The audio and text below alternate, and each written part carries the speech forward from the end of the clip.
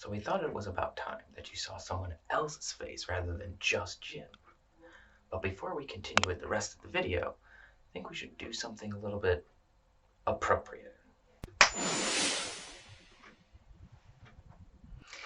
You know, I don't think this is quite nostalgic enough. Much better.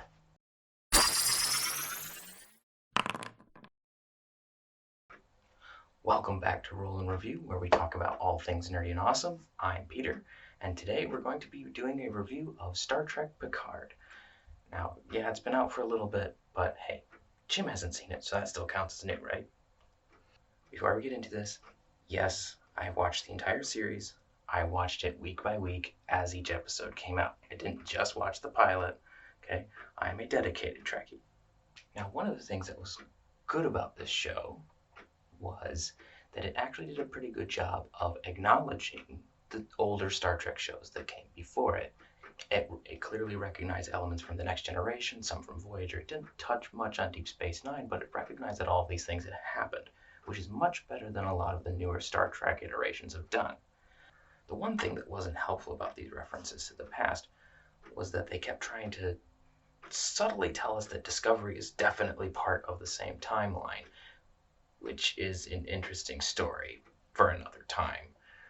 But be that as it may, the theme song is actually pretty cool. It's actually a riff based on a theme written for the Inner Light. In the episode, it's written by Picard's son in his vision, and so it's a nice homage to throw back to that, one of the more significant moments in Picard's life. So that's a cool thing. But then we have to get into the meat and potatoes of the show, where you're dealing with, well, the story. And as you go through the story and the writing, it's very clear that the people in the writer's room, they watched some Next Generation and some Voyager episodes here and there. They watched the episodes that were related to the story they were trying to tell. So they clearly didn't watch the entire series of either show. They just kind of watched highlights here and there. Because they only watched highlights, they do remember odd things from some of those specific episodes, like little tiny details. But they kind of miss some major elements from the rest of the shows. One very important thing that they missed was Data already had a daughter. If you remember in the episode The Offspring, Data built a child. And an important thing to note here is that he didn't want a daughter, as they keep on insisting. He wanted a child, and then he allowed Lal to choose her gender and appearance later. Not sure why they forgot that. Also, minor spoilers, the mind transfer matrix to an artificial body was already done. They said that it was impossible, but it's already been done. It was done in the original series a few times, but the main episode that comes to mind is Next Generation Season 2's The Schizoid Man, where Dr. Ira Graves transfers his consciousness to Data's body. Another thing that they seem to have forgotten is that there are lots of artificial beings or societies or groups that exist in the galaxy, and not just in the Alpha Quadrant or the Beta Quadrant, where we see in the original series and Next Generation, but we've seen a few in Voyager, so they're throughout the galaxy. So it's a little odd that we're now focusing on the fact that artificial intelligence and artificial societies are such a big deal. Is it because they're humanoid? That might be a little speciesist. But even if that were the case, that would be somewhat dumb, because we've seen plenty of humanoid android societies throughout Star Trek. Another thing that shows that they didn't really watch the show very closely is they get some relationships wrong. The main one that really sticks out to me is the relationship between Picard and Data. While there is a fairly close friendship that we see in the films, this doesn't exist so much in the show. And what's really strange about where they took it for this one is they took that relationship and then seemed to misconstrue it into something romantic, which taken into context just doesn't make any sense. Picard himself does several things that are very un-Picard-like. One example is allowing himself to be called JL by Raffi. Picard hates being called by his first name by anyone. It was a running joke in the show. It's even in a deleted scene in Nemesis. So the fact that he would allow a subordinate to call him by a pet name is very uncharacteristic. The other thing that comes to mind is his effusive emotiveness when he is with the child Elnor in the flashback scene, absolute candor. While they do try to explain this, being with the Co-op Molage, which is a brand new Romulan sect that apparently they have to show all of their emotions or else they're not being genuine. The fact that he's effusively emotive is in stark contrast to his reserved nature throughout the rest of everything that we've seen with him. And so it seems like they got the character a little wrong. Another thing that they seem to have messed up is the Federation itself. They don't seem to have any idea how the Federation actually works. There seems to have been an effort here to turn the Federation into a parody of what certain groups assume the United States of America is like under President Trump, and what certain groups of people assume the United Kingdom is like under the whole Brexit situation. However, if we look at the Federation doesn't turn its back on its enemies, regardless of what's going on in the middle. There's a whole movie about that. It's called The Undiscovered Country. But you can kind of see where they might get this if they only watched the Next Generation films, specifically Insurrection. Then they would have an example of the one bad admiral, Admiral Dougherty, doing things that were very un-Federation, very contrary to morality. But even then, Picard is able to appeal to a moral core in Admiral Dougherty, where he then changes his heart and attempts to rectify the situation. Another thing that the show doesn't know how to handle properly is the Romulans. One moment, the Romulans are a refugee race running from a supernova that they don't have any control over. This is very similar to the American border situation. And they basically live in this kind of enforced squalor that's just terrible, which begs the question, can the Federation not be bothered to take care of them? Or what about the Romulan government? But after that, after Absolute Candor, we then see the Romulans as being a very, very powerful empire again. They still have nefarious dealings. And we know this because as we go through, there are multiple people who are still legitimately terrified of the Tal Shiar. And the Tal Shiar would have no power whatsoever unless the Romulan government still existed. There's also a giant Romulan fleet in the end, and the Romulans, by implication their government, also run and own the Borg Reclamation Project. As a side note, apparently the Tal Shiar weren't scary enough for the writers, so they decided to invent yet another secretive Romulan organization because the Romulans are so secretive, and so they bring in this Zhat Vash in order to, I suppose, raise the stakes. They could have just written another little detail into the Tal Shiar. Another thing that kind of bugged me was they seem to have forgotten how 24th century medicine works. And the main thing where this really sprung out at me was with the Borg Reclamation Project, where they were removing Borg technology and healing the people that had been assimilated. And also, as a more gruesome example, when they were dismembering and then murdering Icheb, a hack doctor in the 24th century would have access to tools that were at least 100 years old, and those tools in Kirk's era, 23rd century, does a pretty good job of repairing that sort of damage. So while we would see some people with maybe some scars and some different colored eyes, like we saw with Hugh, that was actually pretty well done, we wouldn't see all this like no eyeballs and mottled skin and like pieces missing out of people's heads. We would see parts, okay, there would be parts missing, but it wouldn't be quite as barbaric as they made it appear. And the reason I bring this up is it's just a small example of the writers bending the universe to the story they want to tell, rather than telling the story in the confines of the universe. And I'm not saying you can't break some rules here and there, but it does kind of show a disregard for how the universe actually works, and that continues with other things. One thing that was somewhat bothersome was the Starfleet Armada at the end of the final episode. And don't get me wrong, it was very cool to see Riker come in with a fleet of starships to save the day. But if you look closely at that fleet, it's basically copy-paste, and it's kind of sad. All the ships are identical, which is a little wrong world-building-wise, because Starfleet is notorious for reusing ships all the way until they fall apart. Prime example is we see Miranda-class starships from Star Trek II all the way into the Dominion War. That's a span of at least 100 years. That's old. We should see some ships that we recognize. Doesn't mean we need to see only ships that we recognize. There should be new ones there too. But we should see a smattering of ships, a mix of things we recognize and some new upgrades. They also didn't seem to get the Star Trek tech quite right. Some of the graphics, some of the LCARs were actually pretty good. But, for instance, the replicators operated more like light 3D printers rather than transporters, which seemed like an odd choice. The fact that the future tech needs to just look like a natural evolution of our current technology is a little silly, especially when there's already a theoretical idea of how those things work. One of the other technology things that just didn't really work was all of the holographic displays and interfaces. And this is one of my issues with a lot of movies, not just this. Lots and lots of modern sci-fi does this. While holographic displays, the heads up where it's in front of your face, they do help us see a character's face while they're working on something.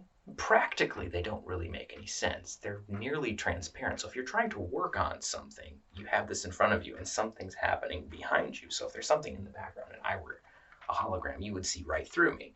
It would be hard to focus on what I'm doing. So they're impractical in that way. And they also don't have any haptic feedback. There's no touch to them. And this is kind of opposite to how holograms usually work in Star Trek, where they have tactile contact, photons and force fields and all that. Another thing that they very strangely forgot, especially as they were kind of the main set piece of the show, is they kind of forgot how the Borg worked, especially how nanotechnology works with the Borg. There's a moment where 7 of 9 is trying to reactivate a Borg cube. That's its own thing. But the way that the Romulans stop this is they open up a door and suck all of the drones into space. Apparently that kills them. Now, if you don't remember, there's a scene in First Contact where they fight Borg drones on the hull of the Enterprise in space, and they're fine. Borg can survive a lot. Now, that's not to say that there aren't some good things, okay? Picard does carry some of the optimism of the Federation here and there. Not consistently, but it is there. He does encourage some people. But even when he does that, when he speaks to Rios or Rafi or a few others, he's often kind of treated in a bad way, where he's just kind of pushed to the side and ignored, like, oh, you're just a crazy old man. And this is something that a younger Picard just wouldn't allow. There's also what I would classify as a lot of lazy writing. This story is a 3 to 4 episode max story arc, and they stretch it out motion picture style to be as long as it is. And what I mean there is that it really just drags in a good middle chunk of the episode where nothing happens. I'm sure there's some plot development, but not really anything that really moves anything along. And it's not like an old sci-fi slow burn sort of thing. It literally is dragging its feet. They clearly desperately wanted to make some sort of prestige show along the lines of Game of Thrones, where it's dramatic and they can build and keep you on cliffhangers for the next episode, and where they can introduce their characters dramatically, but I don't think it really worked here. One reason that I don't think it really worked is Star Trek never really does those things where they dramatically introduce characters. They bring a character, they give you a few details, and then the story lets them flesh out, and the story moves on. It doesn't let me tell you everything about this character now that we've met them. They let it flesh out. Even if it's a character just for one episode, they let it flesh out through the episode, that you don't get an information dump right at the beginning, which is what tended to happen with this show. We got lots of info dumps. The story itself also seemed to rip shamelessly off of the game series Mass Effect. There's the androids, right? They're a rogue synthetic race that attacks and destroys a whole bunch of stuff in the Federation. Well, the Geth in Mass Effect do something similar to the Quarians.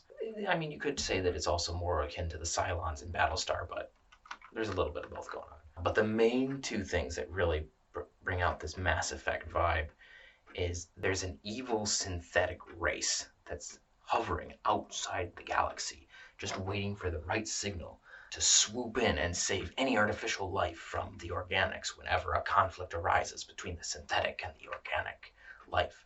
So they come in and they wipe out, they purge every single, at least sentient, organic organism that exists in the galaxy. This is very much like the cycle system that we see with the Reapers in Mass Effect.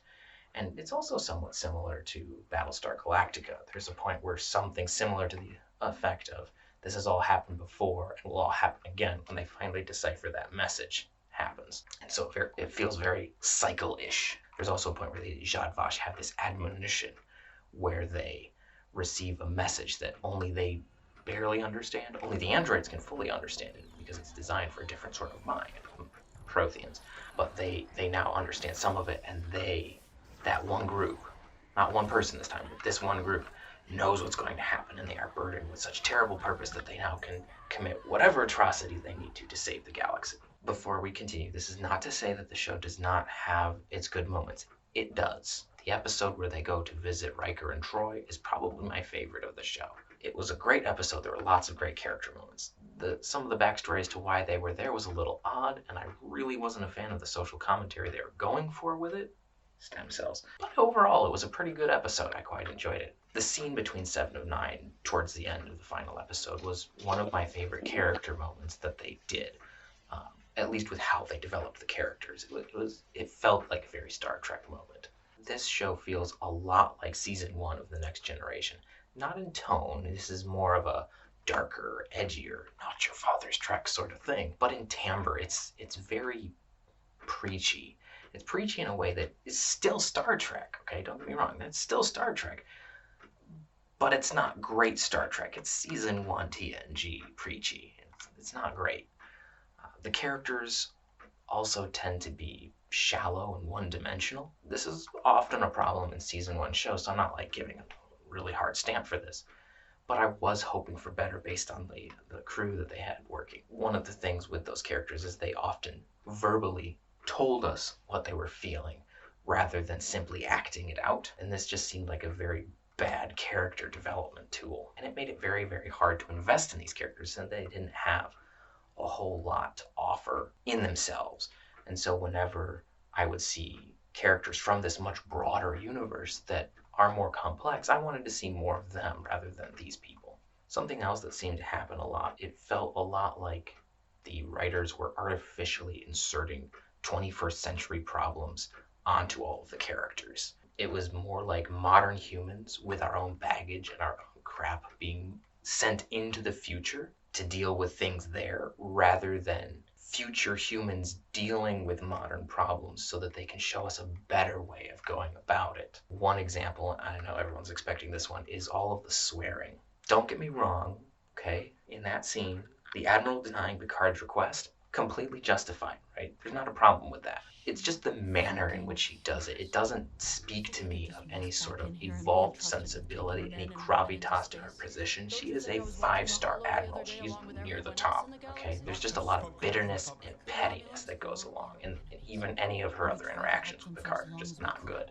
And before you mention it, yes, Star Trek did have swearing all the way back to the beginning, okay? But Star Trek wasn't crass about it. They did swear. They still did express their displeasure with things, but there was something a little bit more evolved about it, something a little bit more enlightened about it. Related to that is every single character, with a few exceptions, were just broken.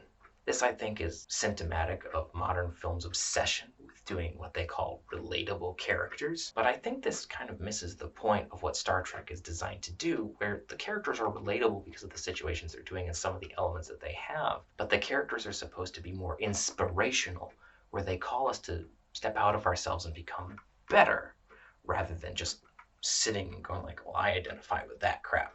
Okay, it's more of a, how can this character help me to be better? Become more than I currently am. It's helping us get beyond ourselves. Okay, as First Contact talks about, we strive to better ourselves. Something else that popped up, and I don't think this was intentional in any way, but there's kind of a strange sort of misogyny going on in this show. Before you say, oh, you're balling that out of nowhere, hang on, hear me out. If we look at the show, every single leader of every single organization that we see is a woman. Whether we look at Starfleet, whether we look at the Zhat Vash, whether we look at who's ultimately in control of the Borg Reclamation Project, whether we look at who's in charge of the Co-op Malash, whether we look at the head of the gang who 7 or 9 murders, they're all women. And I'm not saying that this can't happen or that this is necessarily a bad thing, but all of these characters are in charge of a completely terrible state of affairs. The universe has gone to crap since Nemesis, and they're not doing anything to help it become better. They're not striving to do anything different. Or whether the Romulans and the gangs, that's not any terrible surprise. But with Starfleet, they're just, our admirals and our captains are just sitting on their hands, and they don't want to help anybody. They don't want to do anything. They're not helping the world become a better place. The world has fallen apart. They're ruling over a terrible state of affairs. And they're jerks to our main characters. None of the leaders are likable. And while this doesn't necessarily seem like a bad thing on surface, it just seems a little strange to have only women leaders in charge and everything's crap. I'm not sure that's the message you want to be sending. Now, why they were doing this, I think they were trying to make up for some sort of perceived deficiency in older Star Trek, but that's completely unfair because older Star Trek was always pushing the boundaries, even when they got blowback for it. If you look at the pilot, the very first one, in the Cage in 1965, there is a woman first officer. She doesn't have a name, she's just called Number One, but she is there. Another thing that wasn't really great was they tended to kind of damage characters for the sake of the narrative. Now, Picard being broken and apathetic, I can handle. There's plenty of stories in Star Trek, especially in the films, where there's a story about someone who's growing older and they need to get a new lease on life and need to find new purpose. That's fine. The main one that I have a problem with here is Seven of Nine. Her whole character arc in Voyager is to reclaim her lost humanity, the humanity that had been stolen from her by the Borg. But when we see her again in Picard, she has willfully given up that humanity. She stripped herself of all empathy and everything else and become just a vigilante murderer. This does violence to her character and is a disservice to everything that came before for the writers and to the actress for that particular character. They also managed to forget her relationships. I mean, where was Chakotay? I mean, sure, that relationship kind of came out of nowhere in season 7 of Voyager, but still, where was he? Is he dead? It's almost like the studio couldn't afford another. There were moments that she was herself. Don't get me wrong, but more often than not, it kind of felt like they had written a different character and then halfway through decided that it needed to be a familiar face so they could draw more fans in.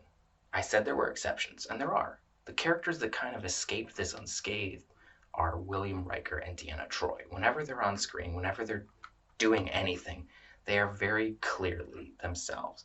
Bad things have happened to them, but they're still clearly themselves. Okay, now what I'm not saying here is that we can't have tragic backstories and we can't have bad things happen to our characters. If you watch the older Star Treks, this happens all the time. Kirk went through a massacre. He survived it. Spock had a family that wasn't very great at showing affection. Worf went through the Khitomer massacre. Riker had a father who was emotionally distant. There are lots and lots of things that happen in Star Trek with characters having tragic things happening in their background, but it's not always right in the front and in the driving force of these characters every time you see them on screen, which is kind of what happens in this. And it doesn't really help with character building if they're always focused on their pain and their suffering and their horribleness. Now, major spoilers, Data dies at the end, again. Now, this was a bit of a nicer way for the character to go out, insofar as it allowed us a longer time to say goodbye. And I liked it for the most part when I first saw it, but after I thought about it for a few minutes, it seemed a bit opposite. Somewhat unintentionally, I think, but it seemed opposite to Star Trek's push for life. And I'll give you a few examples. When Worf breaks his spine and considers committing suicide to take the honorable way out, Riker very emphatically convinces him not to. Worf himself then later convinces his brother not to go through basically the same ritual. Now Worf takes another step and wipes his brother's memory, but that's a completely different issue. Lwaxana Troi tries to convince a brilliant scientist not to commit ritual suicide. And the list kind of goes on. It just seemed opposite of that. What I think they were trying to do is they were trying to give Picard closure on Data's death, and they were also trying to make Data truly human, to fulfill his goal of being human, which is kind of cool, but it's interesting that the thought is what makes us truly human is that we die, that we end. It's somewhat pessimistic view of humanity, but whatever. The thought behind it, the sentiment behind it is it's very cool. It honors the characters. It's kind of sweet, but they didn't really stick the landing. So the idea is great. The sentiment is lovely, but it just didn't work very well. So in closing, this show got off to a bit of a rocky start. That doesn't mean it can't get better. It has a bit of potential. Season 2 could be fine, but it seemed to have missed the point of Star Trek of being optimistic for the future. Now, I had some optimism at the end of the show, but for the rest of it, it wasn't very optimistic at all. The writing was positively medieval, and by that I don't mean Dark Ages or anything. I mean where they just wallow in present misery rather than looking anywhere beyond the present miserable state of affairs. What we really need is a Star Trek renaissance, where we look to the past, where we glory in its magnificence, and then we turn that knowledge to reach for a better future. I gotta take a leak. And with that, I'll leave you.